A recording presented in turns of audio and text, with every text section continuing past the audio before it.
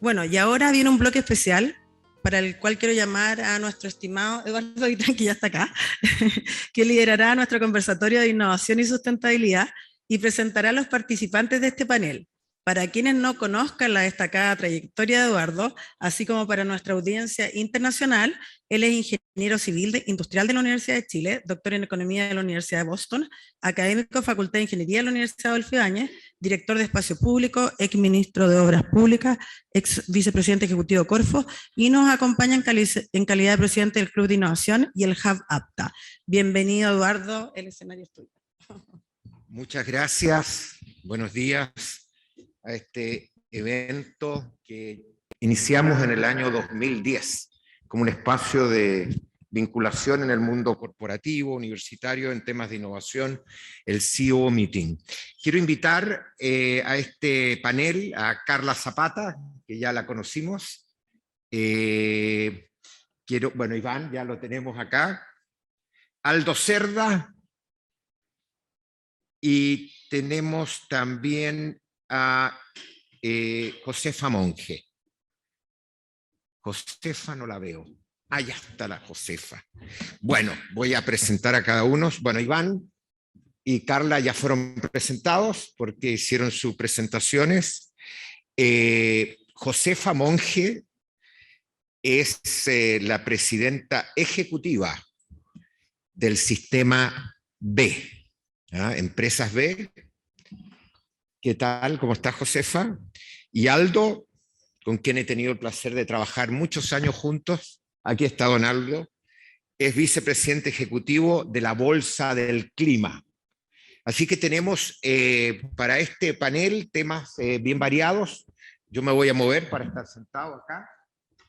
Y vamos a partir con una pregunta general para todos ustedes.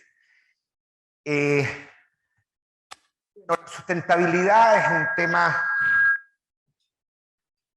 es un tema, y lo mencionaba alguno de los speakers, que tiene una dimensión ambiental, tiene una dimensión económica, en términos de poder continuar con la actividad económica, y una dimensión social.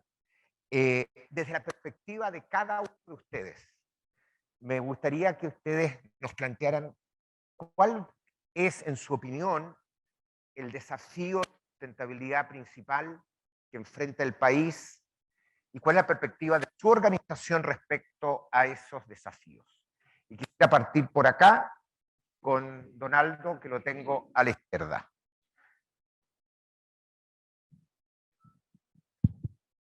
Gracias por la pregunta. No sé si hay un gran desafío de sustentabilidad, pero creo que la NDC de Chile del 2020 nos da una oportunidad porque, a diferencia de otras NDC de otros países que se concentran solo en el tema climático, aquí hubo un esfuerzo bastante comprensivo de incluir distintas materias dentro del compromiso ambiental de Chile. Por lo tanto, creo que tenemos un buen desafío, una buena carta de navegación en esto, como señalaba José Miguel, de la carbono neutralidad, pero que abarca distintas otras dimensiones. Por lo tanto, desde la perspectiva de la Bolsa de Clima, que surgió como una iniciativa muy pionera hace 12 años, en términos de unir las voluntades de 10 empresas que trabajaban en ámbitos muy distintos, hay toda una carta de navegación en términos de los desafíos, y yo creo que los desafíos son bastante grandes. Solo quiero mencionar uno, porque aquí se ha concentrado mucho el tema de la energía. José Miguel lo mencionó, la mitad de la pega en realidad está dada por el sector forestal, y está dado como que fuera algo como gratuito, y en realidad no está asegurado. Cuando uno ve cómo se compone ese 50%, hay elementos que, como se llama, son muy negativos en nuestro balance. De partida no estamos plantando más, y como se llama, hay varias razones de por ello. Pero además, la tasa de crecimiento que tienen los bosques nativos, que es parte central de este balance, está muy influenciada por lo que eran los rendimientos anteriores. Y cuando vemos las tasas de crecimiento de las plantaciones comerciales, que se fueron establecidas precisamente por un objeto de productividad, y vemos que han sufrido muchas disminuciones producto del mismo estrés hídrico y otro, podemos sospechar que las tasas que, como se llama, de que se están suponiendo que están creciendo los bosques nativos, están sobreestimadas, y por lo tanto tenemos un problema estructural, porque ese 50% que mencionaba José Miguel está en el balance total de Chile al 2050, pero en el balance al 2030 de nuestra primera NDC, el rol es mayor, y por lo tanto esta diferencia va a ser más negativa en términos de este balance. Aldo, nos quedamos algunos que miramos este proceso con la impresión de que la captura de CO2 del sector forestal fue la variable que ajustó el objetivo final de carbono neutralidad. Porque no vemos los instrumentos específicos para lograr esos objetivos. Estoy de acuerdo. ¿Estás de acuerdo? Sí. ¡Wow! Gran desafío. O sea, fue la variable que ajustó la ecuación. Bueno, Josefa. La misma pregunta. La misma pregunta. Desde tu perspectiva, ¿cuáles son los principales desafíos? Ya tenemos claro que el forestal es un desafío. Mira, yo estoy de acuerdo con Aldo que la NDC es una muy buena carta de navegación y yo trataría de no desconcentrarme de ahí. Como alguien que creció en la Araucanía, un desafío que bueno, ya contaron algunas iniciativas, el tema de que tengamos varias ciudades en el ranking de las 10 ciudades más contaminadas del mundo por el tema de la leña, es algo que nos debiera doler a todos. Quizás a todos ustedes les toca de repente viajar a Coyhaique o a Temuco y realmente es un aire irrespirable. Entonces, porque es el aire que respiramos, yo creo que ahí hay algo importante que hacer. Está el tema de la aislación térmica de las viviendas, de manera que podamos ir saliendo de la leña, en fin. Ahora, si como movimiento B, como las empresas B, quizás yo me quiero hacer cargo de que el tema social y medioambiental para nosotros es totalmente indivisible e interdependiente. Es muy difícil hacer sostenibilidad sin las comunidades. De hecho, ayer estaba dando una charla a un grupo de empresarios de Biobío, y decían que en todo este tema de los parques eólicos les ha sido muy complejo el trabajo con las comunidades. Muchos de nosotros no sabemos, pero los parques eólicos tienen un montón de ruido, hacen sombra, problemas de sombra que incluso que puede dañar la calidad de vida de las personas. Entonces, y por otro lado, conozco proyectos de conservación de la biodiversidad que han fracasado por no considerar a la comunidad como el primer guardián de la especie que se pretendía resguardar. No quiero echar al agua a carrera a la especie, pero, porque vamos a llegar a quien lo hizo, pero imagínense, pongamos que era el coipo, no era el coipo.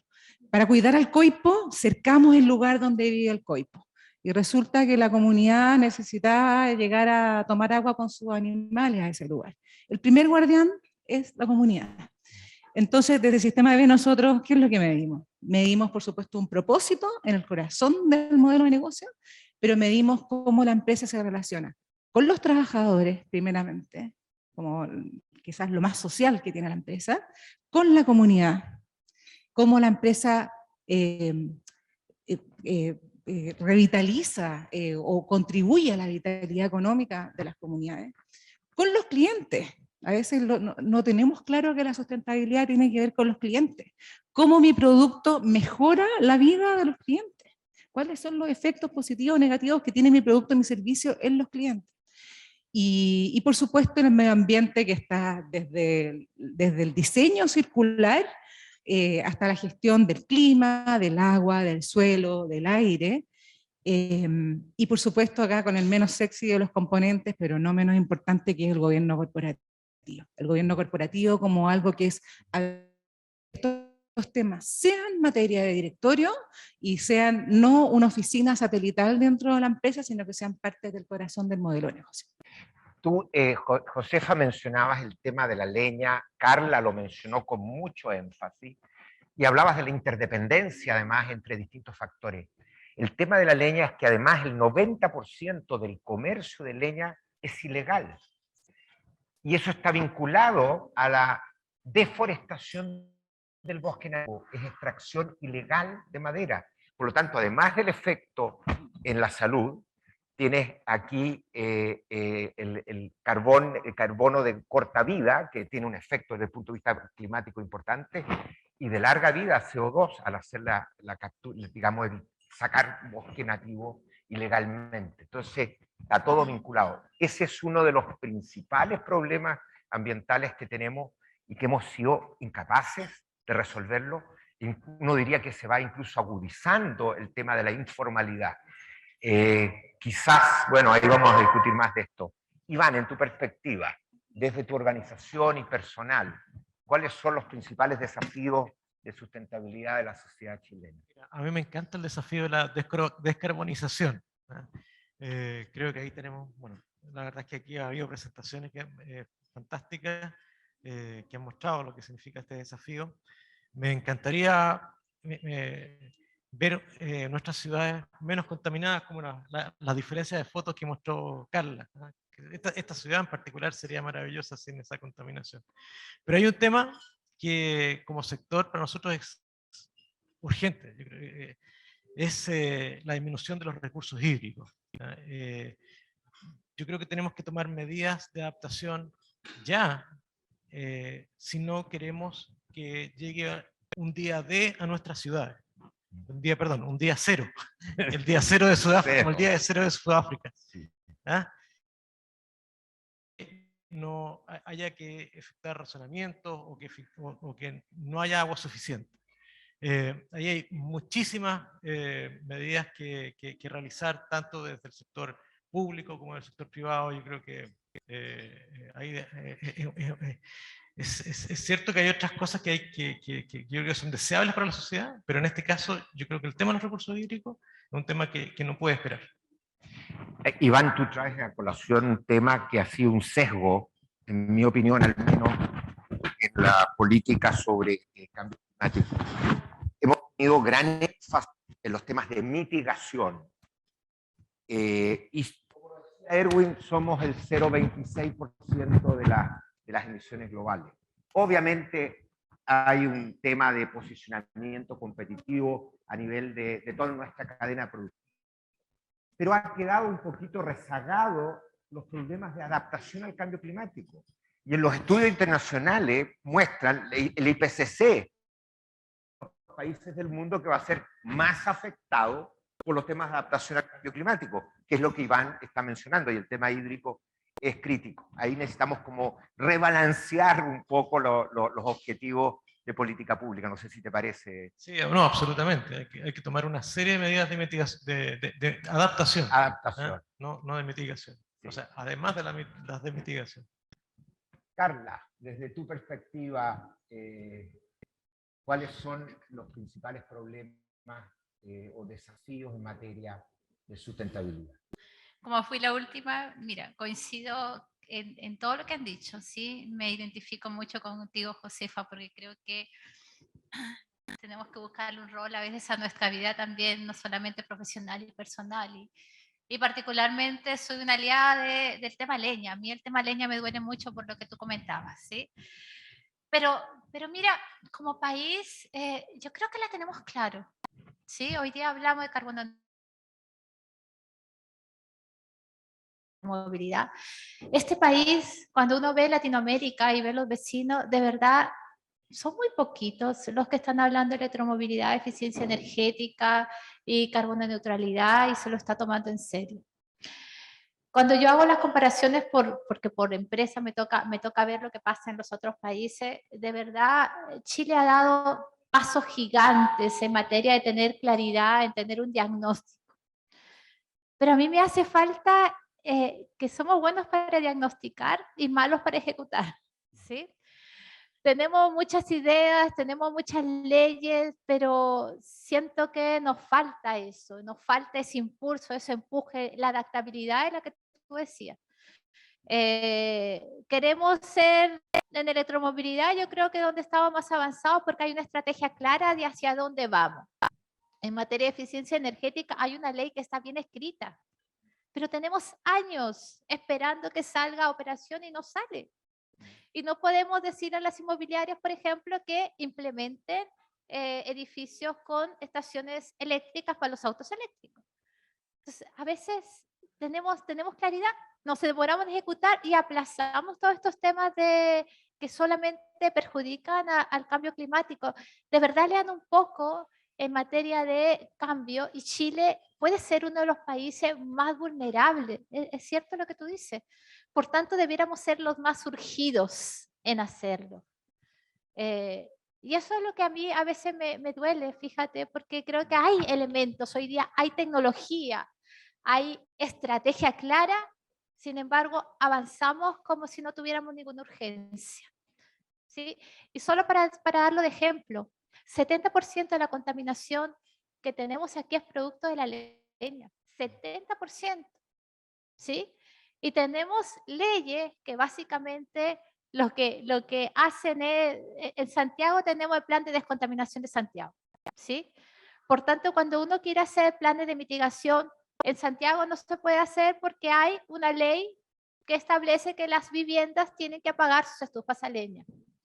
Pero caminen por Maipú, caminen por Lampa y van a ver la cantidad de humo proveniente de la estufa a leña.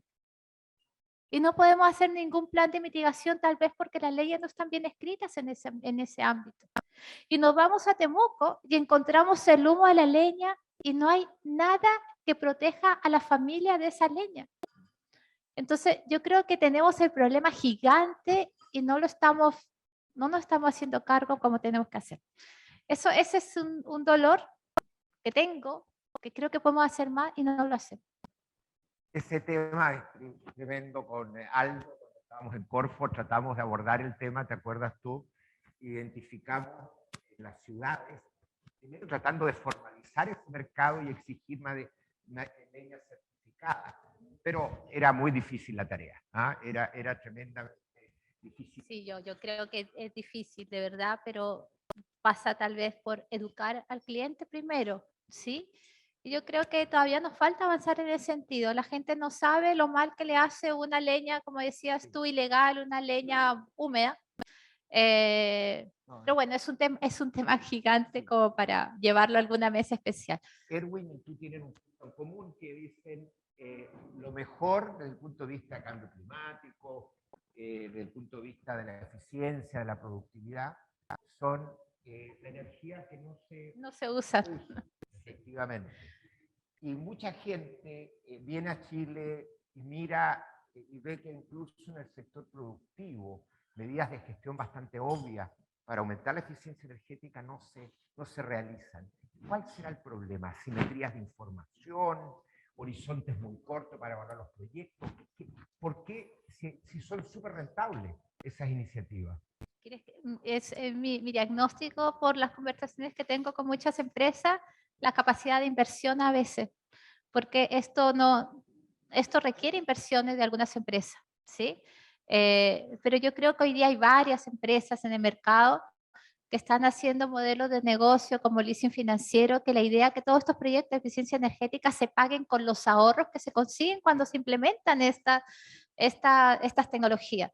Pero hoy día cuando tú conversas con una empresa, la mitad de las veces, ¿sí? Es un problema de capacidad de inversión o capacidad para obtener un préstamo en un banco para poder hacer esa inversión.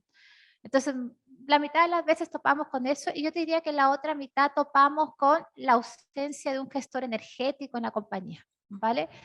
Que no conoce todavía ni las tecnologías, ni conoce cuáles son los puntos a mejorar dentro de la producción. Entonces, yo te diría que son los dos factores más importantes. Una gran tarea para Corfo, ¿no? Tiene Corfo obviamente instrumentos de garantía, pero hay temas de información. La verdad que con la KfW hemos tenido programas, pero algo pasa, ¿eh? que no tiene la atracción que esto requiere y que es tan rentable desde el punto de vista privado y desde el punto de vista social. Gracias, Carla. Voy ahora con don Aldo, ¿no? Un tema que vamos a volver a este tema del NDC, ¿no? Y con el tema el plan nacional contempla un proceso de desarrollo de parques nacionales del orden de 1 millón de hectáreas más o menos. Esto es lo que está considerado. Se considera también una reorientación, creo que lo dijo Erwin, del papel a la madera, un aumento de las plantaciones, y lo que estamos viendo en la realidad es que todos estos elementos, más los incendios forestales, lo que están generando es que en realidad la captación de CO2 del sector forestal está disminuyendo. Entonces, uno tiene que plantearse qué hay que hacer. Tenemos además el tema en la Araucanía, este tema de la madera, de la extracción ilegal de madera, esos bosques quedan, no se replantan, se pierde el recurso suelo. El recurso suelo es el más importante de los recursos, toma décadas en recuperarse. Para poder avanzar y llegar a cumplir el NDC en materia de deforestación. ¿Qué rol ves tú, por ejemplo, al desarrollo de un mercado de bonos, de carbono internacional, nacional, o qué otras medidas tú crees que podrían ayudar a cumplir esa meta? Porque si no, la mitad del trabajo para llegar a la carbono neutralidad no va a ocurrir. Mira, una de las cosas positivas, porque podemos ver muchos problemas, pero una de las cosas positivas de lo que ha sido la política pública en el ámbito climático es que ha sido consistente. Por lo menos desde los tiempos de Bachelet 1 en adelante, toda la agenda climática ha tenido una cierta línea y ha sido consistente en el tiempo. Entonces, desde el 2014 tenemos el impuesto al carbono, con la reforma tributaria tenemos la posibilidad de usar offsets contra el mismo impuesto al carbono, está esta promesa de aumentar el impuesto al carbono que podría ser muy relevante porque pone una referencia de precio muy ¿cómo se llama?, clave para los gestores. De hecho, nosotros vimos inmediatamente, el año 2020 se aprobó esta lógica de, ¿cómo se llama?, de poder usar offsets, que es a partir del 2024 con las emisiones de 2023, e inmediatamente hubieron, ¿cómo se llama?, gestores que quisieron desarrollar proyectos que estaban ¿cómo se llama?, estancados esos proyectos. Ya no vamos a tener los grandes volúmenes del pasado en el mercado de carbono. Los proyectos de energía, como sea, renovable ya no son sujetos de crédito porque básicamente no necesitan el ingreso del carbono. Los proyectos de metano, los proyectos como de N2O ya no van a estar disponibles. Por lo tanto, soluciones basadas en la naturaleza es el sector donde hay potencial para crecer. Y ahí yo te diría que, como se llama, nuestro gran desafío es un desafío de confianza. Cuando uno ve el mercado americano, ve una flexibilidad total respecto al uso de las metodologías, a la infraestructura y el ecosistema que hay. Por ejemplo, los americanos tienen un sistema muy sencillo en lo cual uno, por ejemplo, posterga la cosecha durante un año y puede obtener monetización de ese carbono del año. Aquí sería impensable con todo lo que le piden a uno poder, o sea, tendría que estar 3 años documentando lo que pasó hace un año antes de que tomar una decisión. Y en el caso, como se llama, del bosque nativo, que puede tener un gran potencial, también faltan algunas cosas que son sensibles, pero que yo te diría que hay experiencias prácticas. Por ejemplo, los brasileños tienen un sistema bastante simple donde la gente que quiere hacer una plantación nueva está obligada por ley a tener un porcentaje de forestación que tiene que ser nativa. Y los brasileños no lo concentraron en una zona particular, o sea, la zona solo es nativo y el resto, sino que crearon paisajes en los cuales se interconectaban. Y cada vez que uno ve una plantación de eucaliptos en Brasil, lo que ve es un paisaje diverso, donde ve un corredor de biodiversidad. Eso hizo que el tema de plantaciones versus bosque nativo casi no existiera en esa discusión en Brasil, donde por el efecto de la deforestación del Amazonas, recuperar áreas boscosas para ellos es un imperativo. Y en Chile vemos que ponemos N condiciones a algo que en general tiene ¿cómo se llama?, un efecto ambiental muy positivo, pensando que hay más de 1 millón de hectáreas que están con suelos descubiertos y que necesitan, por ejemplo, una cubierta vegetal para, o sea, no solo capturar carbono, sino también brindar otros servicios ecosistémicos. Yo creo que el mercado tiene un potencial. En Chile tenemos un trade-off. Si no vamos a cumplir la NDC por este otro efecto, no vamos a tener posibilidades de estar exportando reducciones, porque no las vamos a tener, van a quedarse en Chile. También industrias reguladas no tienen tanto interés en que se exporten créditos, porque si no el precio de referencia afuera va a ser más alto, pero en general tenemos que pensar que para desarrollar una industria vigorosa, y Chile en esto tiene una experiencia bien notable, necesitamos precios más altos, y por lo tanto va a haber una transición, y yo espero que la transición venga por el efecto de que el impuesto al carbono suba en forma sistemática en los próximos años. Y que se pueda usar las compensaciones que ya están permitidas en un 100%. Que están permitidas en un 100%, que va a permitir estos proyectos. Exacto. De soluciones basadas en la naturaleza, biodiversidad, que es donde hay adicionalidad. Totalmente. ¿Ah? Estupendo. Entonces, hay solución, hay que trabajar en ello. Gracias, Aldo. Josefa, tú has hablado de estas múltiples dimensiones, ¿no es cierto?, de la sostenibilidad o sustentabilidad. Y existen estos estándares de certificación, el ESG, ¿no es cierto? Hay otros. Y varios leímos, creo que fue el último número del Economist, o el penúltimo, en que, perdonen en chileno, le sacó la mugre al ESG. ¿Ah? En el fondo, lo que plantea el Economist es que esto tiene mucho más de greenwash que de realmente compromisos efectivos. Y da unos ejemplos a propósito de la guerra de Ucrania, de la invasión de Rusia a Ucrania, donde una serie de empresas vinculadas al Kremlin estaban certificadas. Y el G, andaba muy mal. Entonces generó toda una batahola, digamos, sobre este tema. Bueno, tú que trabajas, eres líder de una organización donde el tema de certificación es importante, Empresas B. ¿Qué piensas de esto? ¿Qué podemos hacer? Los reguladores en Estados Unidos financieros sacaron normas, el regulador chileno también, temas de disclosure. ¿Qué más? ¿Cómo ves el tema? Porque si esto pierde credibilidad, realmente nos vamos a quedar sin herramientas, digamos, para resolver la asimetría de información. ¿Qué rol cumplen las empresas B en poder abordar este tema? ¿Por qué solo se concentran en pequeñas empresas y no van a empresas más grandes, que podría ser interesante? Miles de preguntas. ¿Cuánto rato tenemos? Bueno, adelante. Mira, el otro día estuve en una conversación sobre ESG y una de las preguntas era, ¿el mundo es un lugar mejor porque tu empresa existe? Yo dije, chanfle, o sea, esa pregunta ni siquiera la puedo contestar yo misma. Yo no creo que el mundo sea un lugar mejor porque yo existo. Bueno, espero que mi familia y mis amigos opinen lo contrario, pero es bien duro que una empresa se tenga que hacer la pregunta, ¿el mundo es un lugar mejor porque tú existes? Y la verdad es que en el tema ESG, bueno, para los que no han leído The Economist, en este número le saca la mugre, pero en el número anterior decían, ¿saben qué? Esta cuestión se va a convertir en pura chaya. Y la verdad es que si no contestamos bien esas preguntas, va a ser pura chaya, en buen chileno, ¿verdad? De hecho, Elon Musk hace un tiempo tuiteó, porque se comunica por Twitter, como sabe, dijo que, no me acuerdo si era alguna gas petrolera, tenía el mejor score ESG y que Tesla ni siquiera aparecía en el ranking de eso que ellos hacen autos eléctricos. Personas entendidas me dijeron que Tesla ni siquiera había llenado el cuestionario y por eso que no está en el ranking. ¿Eh?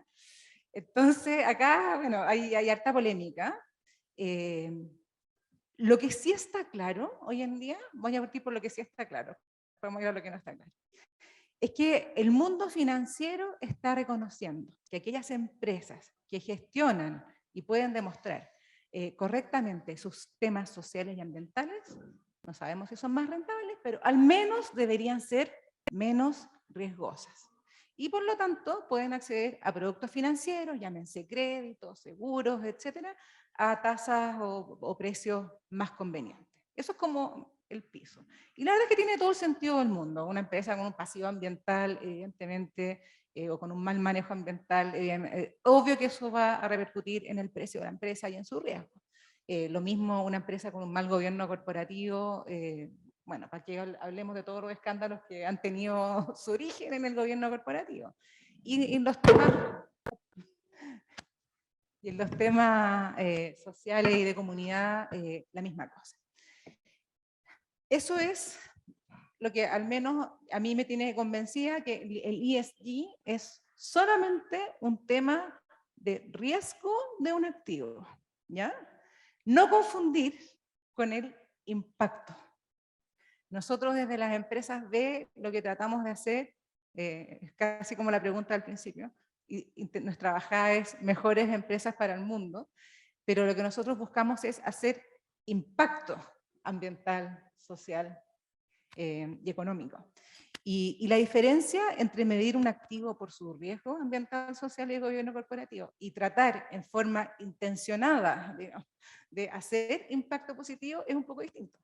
Nosotros buscamos que el producto al final se mide los que hacen inversión de impacto. Acá está don Andrés, con quien compartimos también en el ESG. Busca cómo le cambia la calidad de vida a una persona, cómo mejorar la comprensión lectora de un grupo, con un grupo de control, con personas que ocupan el producto y no ocupan el producto. En fin, o sea, es intencionado, medible, se quiere hacer impacto y es también, se busca rentabilidad. Entonces, perdonen que haga esta diferencia entre intentar tienes que promover tu producir marca, pues. impacto versus cómo yo trato de bajar mi riesgo a través de gestionar lo social y lo ambiental, ¿correcto?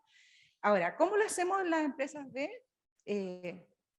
A ver, lo relevante acá es que, y por eso que la CMF y también la Super de Pensiones han dictado normas, acá me sale mi ex abogada que llevo dentro, han dictado normas por las cuales en el fondo las empresas deben reportar aspectos sociales y ambientales. En el caso de la Super de Pensiones, las AFP deben reportar a los afiliados cómo están midiendo riesgos extrafinancieros, es decir, en ese caso eran sociales, ambientales, de gobierno corporativo y climáticos.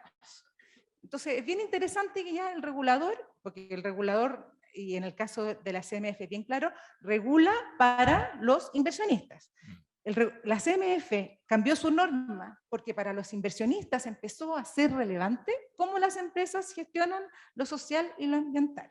Entonces, ese cambio viene dado por el mundo, digamos, financiero. ¿Cómo lo hacemos las empresas B? Nosotros tenemos una medición. Nosotros no hacemos ESG, como te decía, nosotros tratamos de hacer impacto. Tenemos una medición que se verifica en Estados Unidos por un tercero, tenemos canales de denuncia y una medición además que va siendo cada año más y más exigente con recertificaciones periódicas. Esto es un temazo, es muy importante que no caiga en la chaya, como decía, pero ojo, porque hasta hace muy pocos años, por ejemplo, era imposible comparar una empresa en Malasia y una empresa en Chile, hasta que el IFRS, digamos, armonizó, digamos, los criterios contables de manera que pudieran ser comparables. Ahora yo veo mucha gente diciendo votemos el ESG o el Economist diciendo concentrémonos en la E, o sea, en Environment, Eso. o bien solamente en las emisiones, porque es lo único que realmente se puede contabilizar de manera más o menos concreta. Y mucha gente diciendo votemos el ESG porque es pura chaya, pero yo nunca vi a nadie diciendo dejemos de hacer contabilidad porque todavía no tenemos una norma común en todo el mundo, ¿verdad? Yo creo que es muy importante que igualmente es muy importante que las empresas empiecen a hacer contabilidad social y ambiental con todos los porrazos que nos podamos pegar. Ok, Josefa. Buen punto. Un tema de mucha controversia, muy interesante. Gracias. Iván, hablábamos tú decías, digamos, que el tema hídrico, y estamos de acuerdo, es crítico. Pero en Chile hay ríos, el Valle del Elqui, donde un cubo se va al mar y al lado hay que estar levantando las patas porque no hay agua. ¿Por qué ocurre eso? Esa es una pregunta. Y de paso algunos hablan, así como hay generación distribuida, ¿no habrá también posibilidades de tener algún tipo de tratamiento distribuido donde tú generes una economía circular en un conjunto habitacional? Lo que me dicen mis alumnos del Magíster de Regulación es que los incentivos no están bien puestos. En el otro caso también. Cuéntanos, ¿cuál es tu visión en estos dos temas? Tenemos re poco tiempo, 2 minutos, 3 minutos. Y son preguntas. Puede parecer ingenua la respuesta, pero yo creo que hay un elemento que es bien importante. Usuarios de las cuencas. No sé si esa colaboración hay que forzarla, puede surgir en forma natural, pero yo creo que cuando los distintos usuarios buscan la mejor manera de usar el agua en particular, se puede llegar a muy buenas soluciones.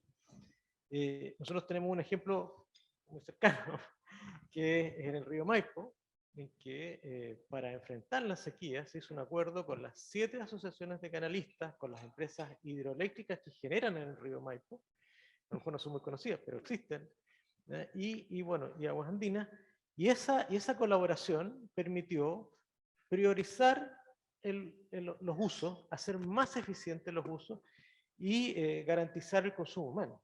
O sea, capital social escaso. ¿Ah? El capital social es escaso en la cuenca. Eso es lo que tú estás diciendo.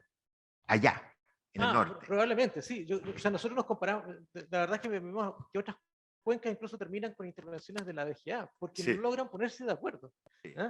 Y yo creo que eso es súper importante, porque efectivamente, claro, uno puede decir, esa agua que se va al mar, por ejemplo, claro, efectivamente podría ser reutilizada de alguna manera. Sí.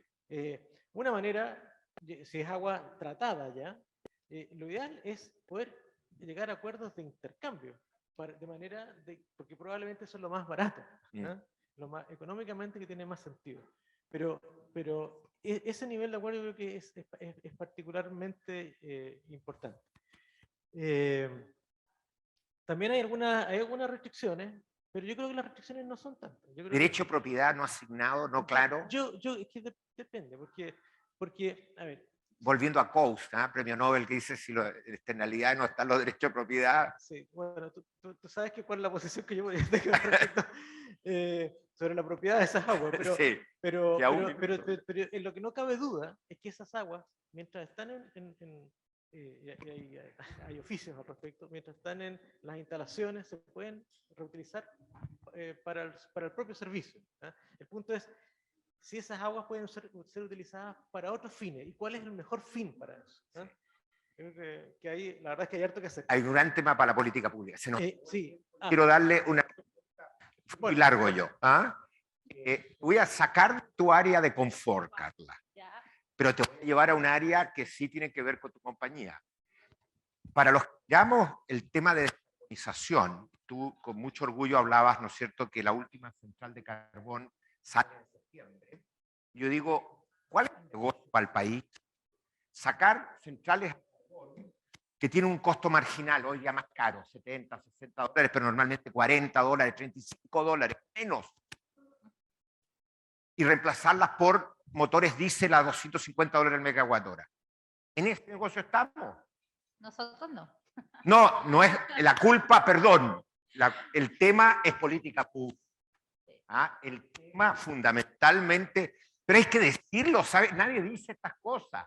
Todo entusiasmado, descarbonicemos y quedamos Pareto peor, como diría un economista. Entonces, ¿qué opinas de esto?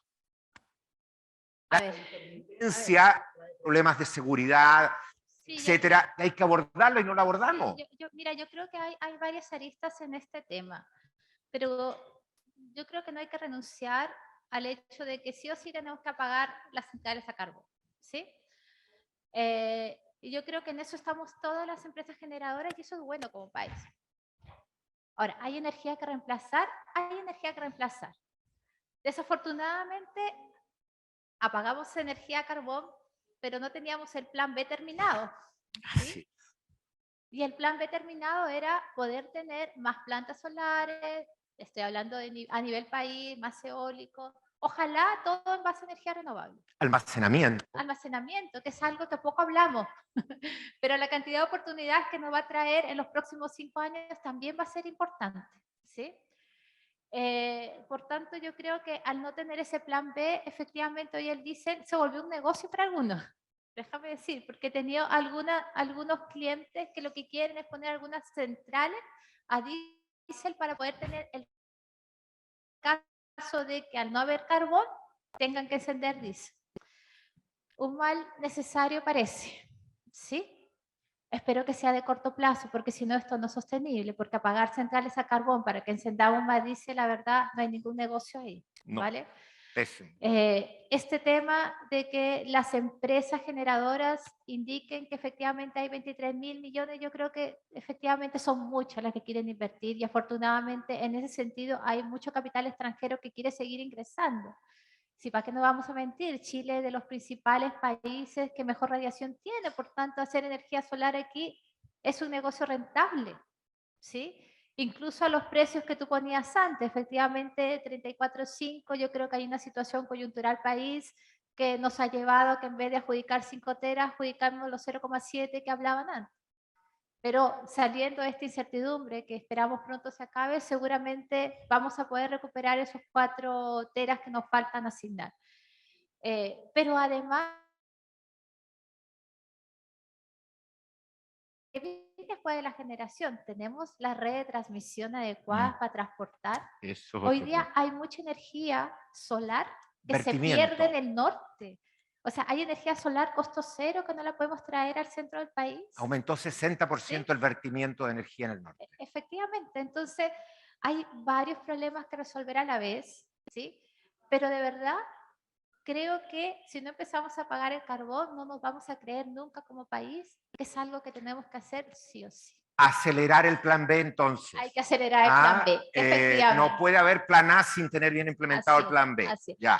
Y lo otro, solo para terminar, que creo que vienen cambios fundamentales en lo que es el uso de las nuevas energías. Y eso va a conllevar también que desde el punto de vista de la distribución, del almacenamiento de energía, aceleremos medidas, porque vamos a tener 6.000 buses eléctricos y tenemos que tener redes eléctricas para servir esos 6.000 buses eléctricos. Esto obliga a planificar, a estar actuando en la contingencia y en la emergencia recurrentemente. Y la Eso. gestión de sistemas distribuidos es distinta que la gestión de megacentrales. Así es. Así es que Así es. grandes desafíos salen de este foro. Aldo, Josefa, Iván, Carl, muchísimas gracias por este foro. Ha sido muy entretenido y estamos pasados en el tiempo. Nos vemos y gracias a ustedes. Gracias.